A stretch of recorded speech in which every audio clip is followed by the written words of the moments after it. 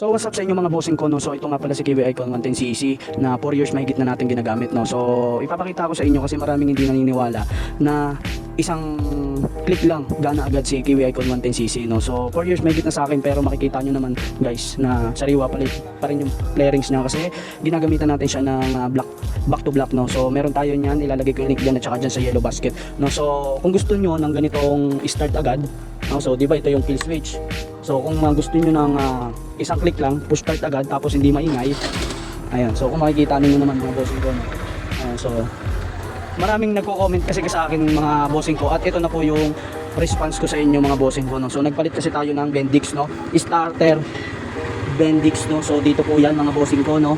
So kung gusto niyo magpalit para hindi maingay kapag pino-start niyo yung motor niyo, and bukod sa hindi maingay, so kita nyo naman, isang pindot ko lang, start agad.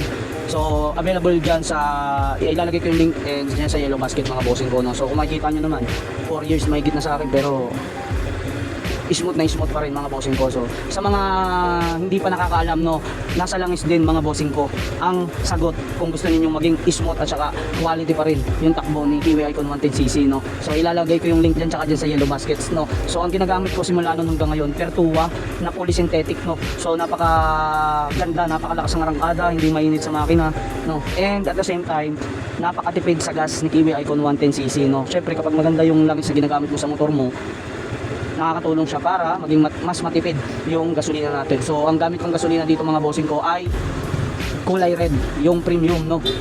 Nung na-reach ko yung 500 kilometers, naka-unleaded pa yun. So after that, hanggang ngayon naka-premium tayo, no? So ito pa mga bossing ko, no? Sa mga nagtatanong regarding sa motor nila, dahil namamatayan daw sila bago pa lang yung motor nila, namamatayan daw sila. So check nyo yung fuel hose mga bossing ko, tanggalin nyo lang yung pahan nyo, makikita nyo yung fuel hose mga bossing ko, no? So yung fuel hose mga bossing ko, meron siyang filter, no, papunta sa engine. So tanggalin nyo yung filter, wag i-direct na siya mga bossing ko, hindi naman siya lalakas sa gas.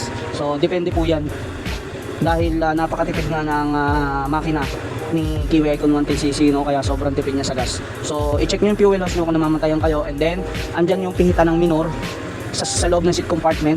So i-adjust nyo kung sa tingin niyo na namamatayan kayo para tumaas ng konti yung minor, no? So ganun lang yung basic tips na mai-share ko sa inyo mga bossing ko, dahil sa 4 years mahigit na sa akin ito ni Kiwi Icon 110cc mga bossing ko, halos mga minor issue pa lang yung na-experience ko sa kanya. So napaka ganda talaga ni Kiwi Icon 110cc, no? So halos belt, throttle cable, so regulator at saka battery, yung pa lang yung pinalitan ko sa kanya. At the same time, syempre bumigay na yung shock dahil ilang years na sa atin yung motor natin. So bumigay yung shock, so nagpalit na tayo ng shock. So meron tayo niyan, ilalagay ko yung niglan at saka dyan sa yellow basket and extension, no?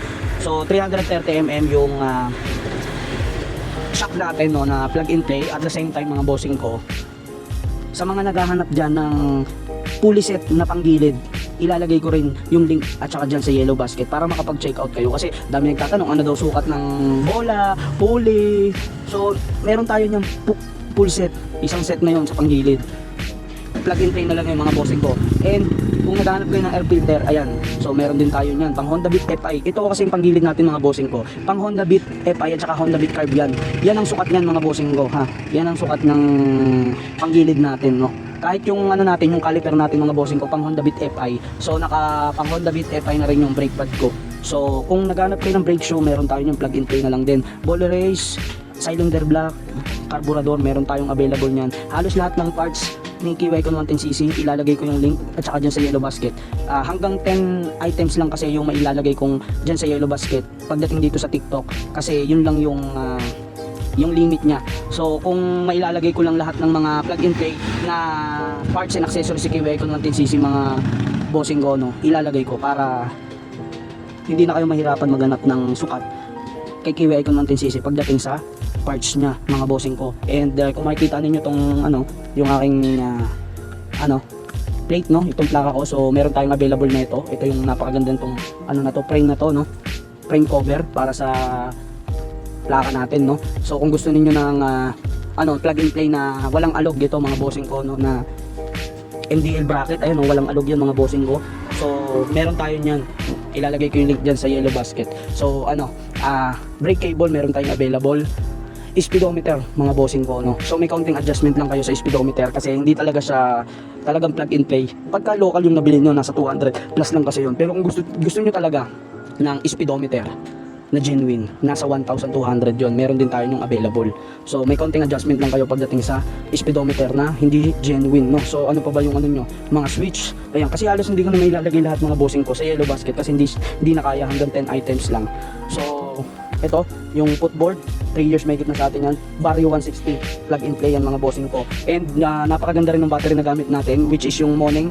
So nagpalit ako ng battery nung naka 1 year may na yung motor ko, then hanggang ngayon di pa ako nagpapalit. So nagpalit tayo ng baterya na pangmatagalan, no. So ilalagay ko yung link dyan tsaka dyan sa yellow basket kung gusto nyo mag-check out, no. Ng fuel gauge meron din tayo pero medyo may kamahalan yung fuel gauge ni Kiwi Icon 110cc, pero talagang plug and play, no. Makakausap nyo yung seller. So ano pa ba?